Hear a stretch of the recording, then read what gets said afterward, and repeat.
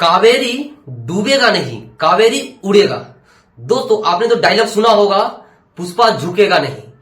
कुछ ऐसा ही दोस्तों कहानी भारत के साथ भी हो रहा है।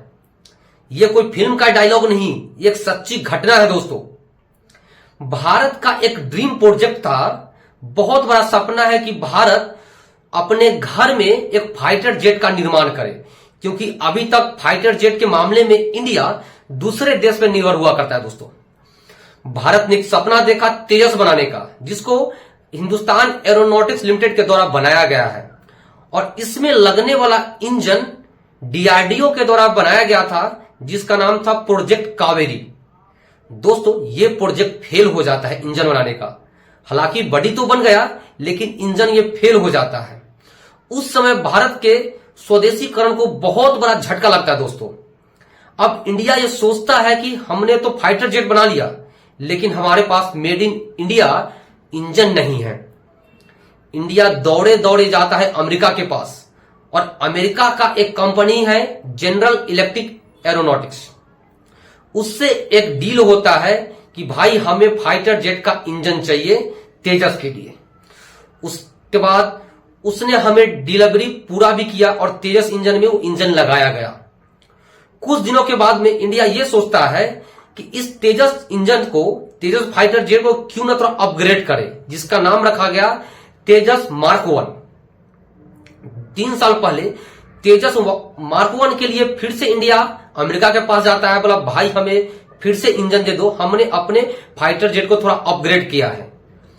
डील तो हो जाता है, लेकिन डील के 2.5 साल बाद भी इंडिया को पहला इंजन नहीं मिलता है। इसके लिए मैंने सेपरेट वीडियो 2 महीना पहले भी बनाया था कि पहला इंजन का डिलीवरी मार्च में हुआ दोस्तों, 2.5 साल बाद। अब हमारे दिमाग में आता दोस्तों कि जब मार्क 1 हमारा बन के रेडी हो गया है, इसका फर्स्ट फाइटर जेट हमें मिलने वाला है, इसी बीच स्टार्ट हो जाता है ऑपरेशन सिंदूर। और भारत ने क्या खूब मचा है दोस्तों, पाकिस्तान के अंदर जाके खूब धूम मचा है, धूम 2 की तरह। लेकिन इन सबसे पहले एक हमारे एपी सिंह है, एयर चीफ मार्शल, उन्होंने एक बयान दिया था। वो दिया था हल वालों के लिए, हिंदुस्तान एरोनॉटिक्स लिमिटेड को, कि भाई जो तुम एग्रीमेंट लेते हो ना इंडिया से, इंडियन गवर्नमेंट से, वो एग्रीमेंट पूरा नहीं करते हो। आज से 40 साल पहले तेजस बनाने के लिए प्रोजेक्ट स्टार्ट हुआ था, एग्रीमेंट तुम्हें दिया गया था, और 40 साल बाद भी तुम 40 फाइटर जेट नहीं दे पाए। तुम इसमें कुछ प्राइवेट फर्म्स को भी इंट्रोड्यूस करो, ताकि प्राइवेट जो कंपनी होती है बेहतरीन काम करती है दोस्तों।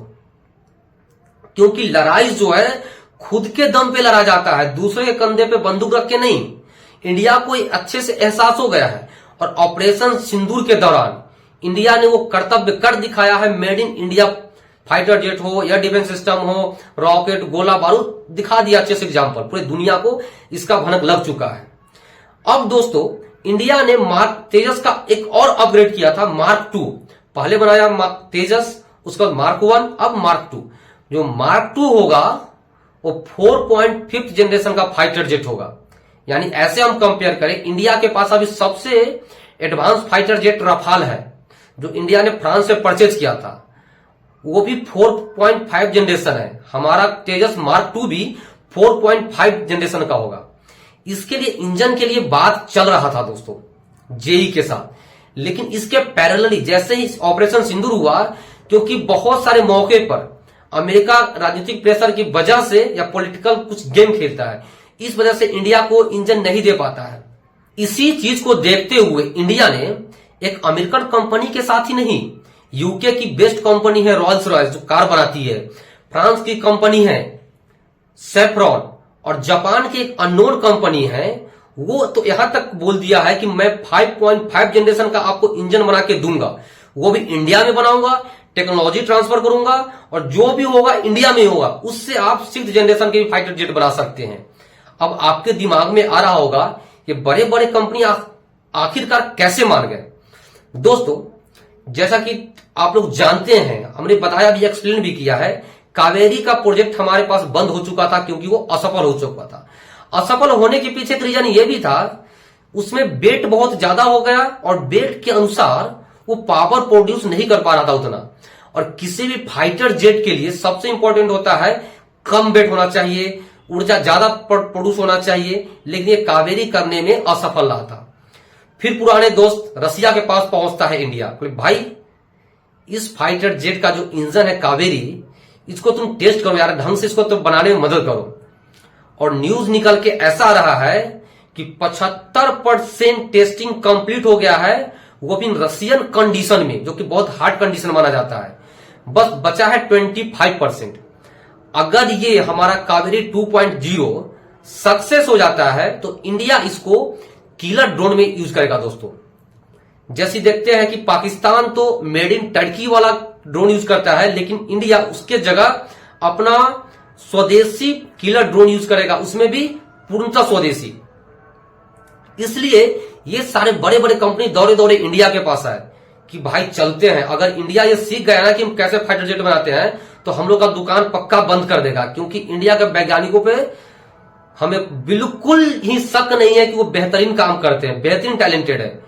अब यहां तक न्यूज ये भी निकल के आ रहा है कि तेजस के लिए और तेजस मार्क 1 के लिए जो जेई कंपनी थी, जेई जनरल इलेक्ट्रिक, वो तो यहां तक ये कह रही है कि भाई आप हमें ऑर्डर दो, बस मैं इंडिया में आके बनाऊंगा, टेक्नोलॉजी भी ट्रांसफर करूंगा और टाइम से पहले पूरे डिलीवरी भी कर दूंगा।